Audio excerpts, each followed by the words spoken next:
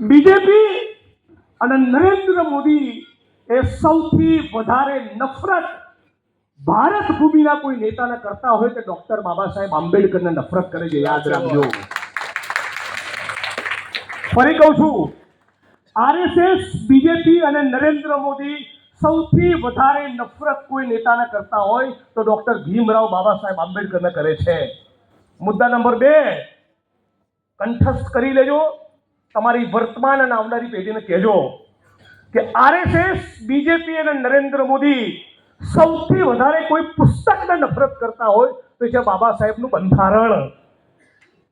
અને મુદ્દા number 3, RSS, BJP અને નરેન્દ્ર મોદી એ સૌથી પહેલા કોઈક યોજના, કોઈક નીતિ ખતમ કરવા માંગતા હોય તે દલિત, આદિવાસી, ઓબીસી સમાજને મળતું આરક્ષણ અનામત છે.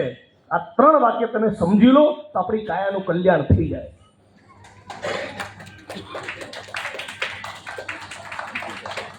ડોક્ટર બાબા સાહેબ આંબેડકરે બંધારણ સભામાં બંધારણની કોપી રજૂ કરી.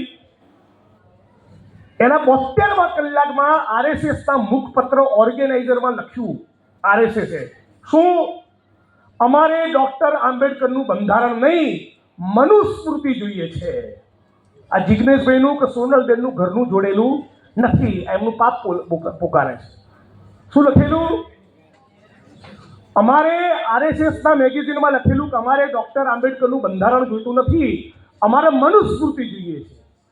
અને મનુસ્મૃતિમાં શું લખ્યું છે કે શૂદ્રો એ સમાનતાની વાત કરે અને બરોબરીની જગ્યાએ બેસવાની કોશિશ કરે, તેની જાંગ એવી રીતે ચીરી નાખવાની કે ના જીવી શકે ના મરી શકે. આ મનુસ્મૃતિ એમને જોઈએ છે. શૂદ્રો અને સ્ત્રીઓને શિક્ષણનો, સંપત્તિનો અને સ્વતંત્રતાનો અધિકાર. બેન, એમને કોઈ અધિકાર જ નથી. બોલવાનું નહીં, ભણવાનું નહીં અને કોઈ પ્રોપર્ટી તમારા નામે હોઈ શકે નહીં. આ જે પુસ્તકમાં લખ્યું છે એની રોજ નરેન્દ્ર મોદી પ્રધાનમંત્રી કાર્યાલયમાં જઈને આરતી ઉતારે છે. આ સમજી લેજો.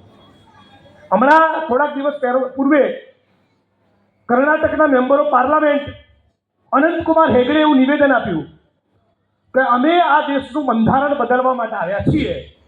એટલે કર્ણાટકના આંબેડકરવાદી મિત્રોએ, દલિત સંગઠનના સાથીઓ આની સામે વિરોધનો કાર્યક્રમ નક્કી કર્યો અને નક્કી કરેલા સમયે એની ગાડીને રોકી. તો આ ભાઈએ, અનંતકુમાર હેગડે, આખું જગત સામે અમીબેન એવું સ્ટેટમેન્ટ આપ્યું, બંધારણને બદલવાની વાત કરી.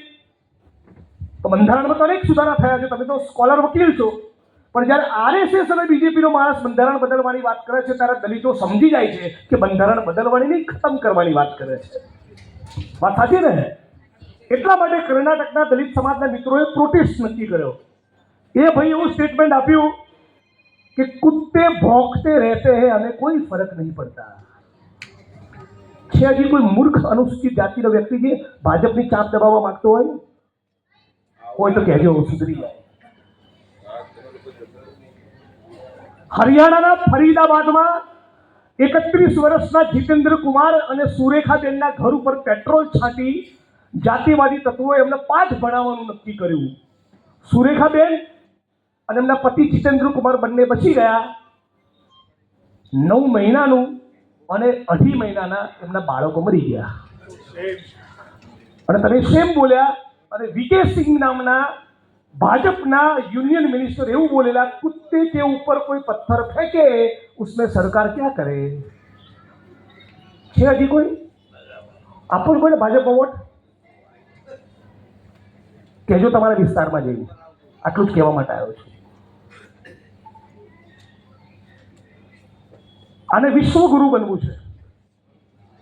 મણિપુરમાં સ્ત્રીઓને નગ્ન કરીને ફેરવે છે.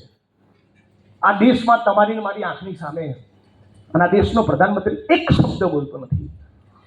આટલી કલંકરૂપ ઘટના બની હોય, આપણે આમાંથી કોઈ, તમારા મારા સહિત અમદાવાદમાં 5000 બહેનોની રેલી કરી આ મુદ્દે.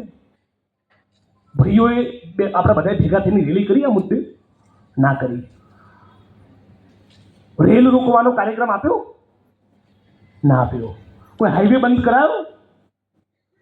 તો ખાલી વોટિંગ તો કરજો યાર. આ તો નથી કરી શકતા આપણે.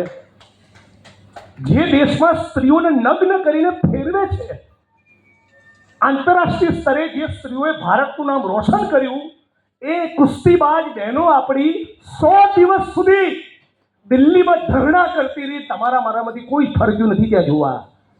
આ બધું જ આપણા માટે શરમજનક છે. આ દેશ માટે જેટલું કલંકરૂપ છે ને, આ બધું જ આપણા માટે શરમજનક છે.